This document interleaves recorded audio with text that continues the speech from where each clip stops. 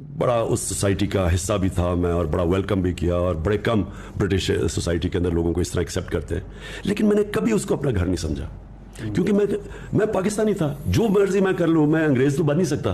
आप अगर गधे के ऊपर लकीरें डाल दें तो वो जेबरा नहीं बन जाता, वो गधा गधा ही रहता है। मैंने तो ऑन एयर भी कहा था कि लोग घास खाते हैं। कभी आज से पहले किसी को सुना आपने ये कहते हुए? मैं बबांगे दोहल कहता हूं, मुझे किसी से क्या डरना है भाई? जाओ, जिसको जो करना है मेरे खिलाफ करो।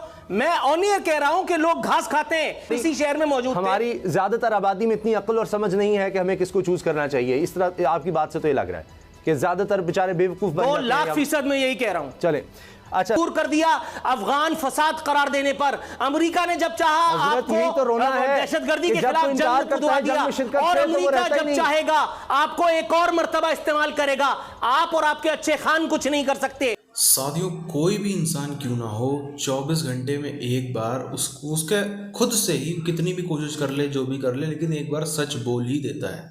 इमरान खान के साथ में ये वही मौका था जहां पर इस इंटरव्यू में उसने ये सच जो है वो जैसे तस्वीर करके जिस भी तरीके से आखिरकार में कबूल लिया। वैसे तो एक कोई बात नहीं है, पाकिस्तानियों के लिए, सिर्फ पाकिस्तान के लिए हम देखें तो हज़ारों ऐसे कारण हैं जिस पे दुनिया इनसे ना बात करना पसंद करती है, ना इनकी राय लेना पसंद करती है। पूरी दुनिया वैसे ही इनको गधा मानती है, तो इन्होंने खुद में कबूल लिया तो कोई बहुत बड़ी बात नहीं हो गई है।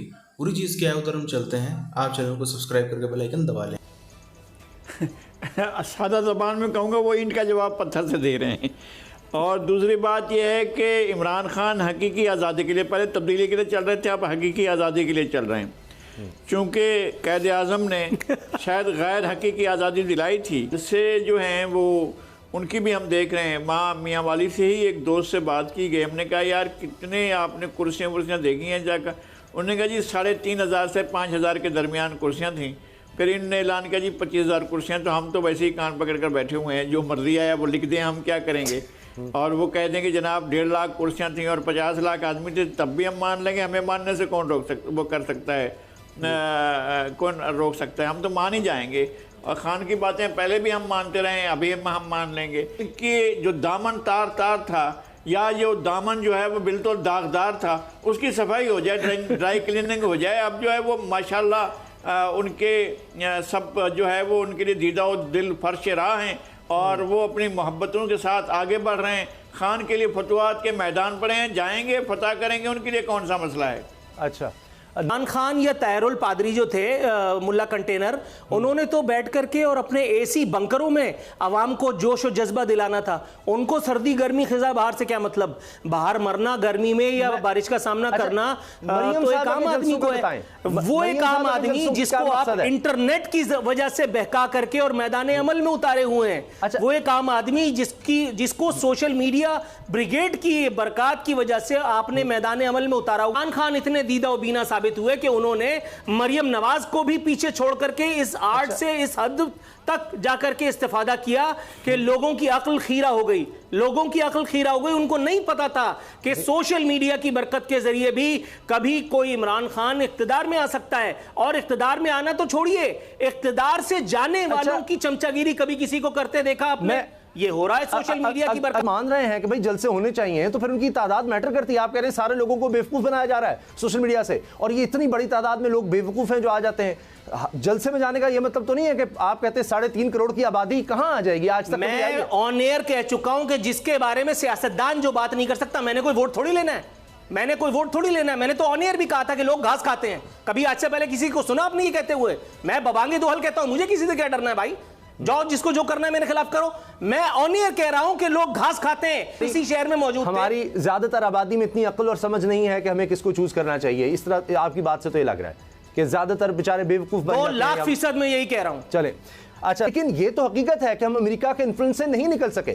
हम जिस अफगान जंग में गए या रूस के खिलाफ भी गए, तो उसमें अमेरिका का हाथ था। ये हम कैसे इससे इनकार कर सकते हैं? हम कैसे इनकार कर सकते हैं कि अमेरिका का जहाज यहां से उड़ता है और रूस की जासूसी करता है, बाद में हम पकड़े जाते हैं, हम इनकार करते हैं ऐसा नहीं हुआ, फिर सबूत आ जाते हैं और हमें मानना पड़ता है। कल अगर ये साबित हो गया या आप पर इंकशाफ हुआ या ये बात मुनकशिफ हुई कि जो कुछ खान साहब कर रहे हैं ये भी अमेरिका के इशारे पर है, तो फिर हम क्या करेंगे? कहाँ खड़े होंगे?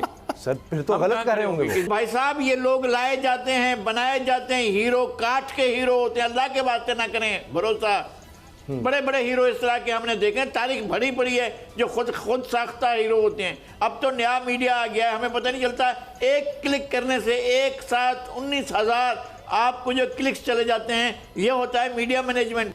भाई मैं कह रहा हूँ कि हम बहुत सी वैल्यूज से हटते चले जा रहे हैं। हकीकी आज़ादी का ख्वाब हमें हकीकी गुलामी की तरफ ले गया, तो फिर क्या करेंगे हम? सिर्फ मियाँ वाली का।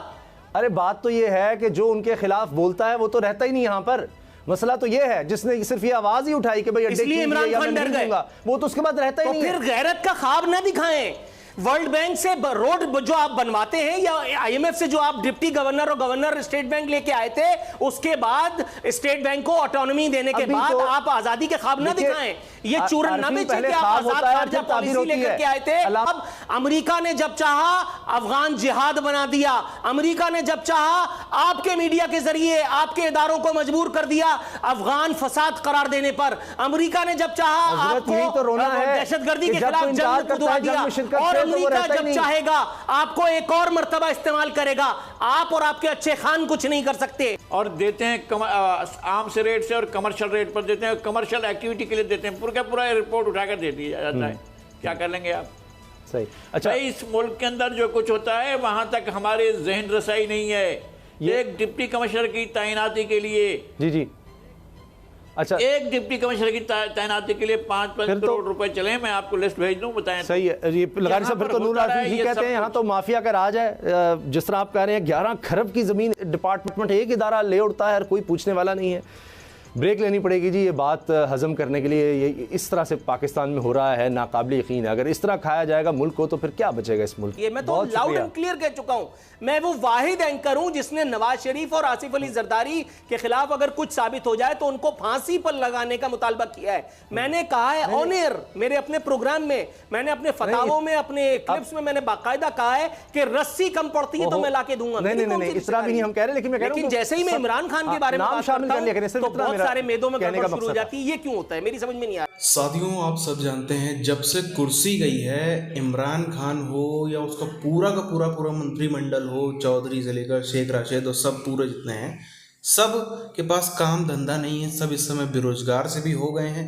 तो इस समय कहीं भी आप देखो ना न्यूज़ पे इनके जा करके, तो डेली दो तीन इंटरव्यू सबके जितने नेता हैं सबके आते ही रहते हैं, और सब में बातें यही अगले चुनाव में। आप ये देखो, और एक बार इनका बैकग्राउंड भी देखोगे ना, तो ये पहले जैसे शेख राशिद हो गया, ये शायद 13 बार या 16 बार मंत्री रह चुका है पिछली सरकारों में। फौज ने ही इन सबको बनाया, फौज ने ही इन सबको जितने हैं इमरान खान से लेकर सबको पाला पोसा, फौज ने ही जो है इनकी पूरी तरीके से परवरिश करी। सब कुछ बिना फौज के तो ये लोग शायद एक बूथ पे भी ना जीत पाए। आज की भी हकीकत यही है, चाहे इतना भी इमरान खान हल्ला कर रहा हो, शायद एक बूथ पे भी बिना फौज के ताकत के ये लोग जीत पाए। और उसके बाद भी आप देखो अभी भी, लेकिन कहीं ना कहीं इसको उम्मीद है, इमरान खान को उम्मीद है कि ये सब ऐसे ही चलता रहेगा तो चुनाव जीत जाएगा बिना फौज से लोहा लिए। इमरान खान सिर्फ और सिर्फ एक ही सूरत हाल में चुनाव जीत सकता है, अगर जो इस साल के आखिरी में आर्मी चीफ चेंज हो रहा है, अगला आर्मी चीफ जो भी आता है वो इमरान खान के फेवर वाला हो। तो फैज़ हामिद को इसने कोशिश करी थी कि इस बार फैज़ हामिद को आर्मी चीफ बनाएगा, लेकिन बाजवा का और फैज़ हामिद का पुराना पंगा है, इस चक्कर में वो चीज़ सफल हो नहीं पाई। अब चांस सीधे से भाई बाजवा जा रहा है, तो बाजवा ऐसे तो भगाया तो जा नहीं रहा, वो अपनी मर्जी से जा रहा है। टाइम पूरा हो गया तो वो कोई अपना चेला या अपना कोई जिस पर उसका भरोसा का आदमी उसी पर ठग जाएगा। तो फिर अभी भी सूरत हाल क्या है, किस तरफ जाएगा पाकिस्तान का सिचुएशन, अभी भी कहना बहुत मुश्किल है। बहरहाल इस वीडियो को ऊपर ख़त्म करते हैं, मिलते हैं आप सारे वीडियोज़ में, तब तक के लिए जय हिंद।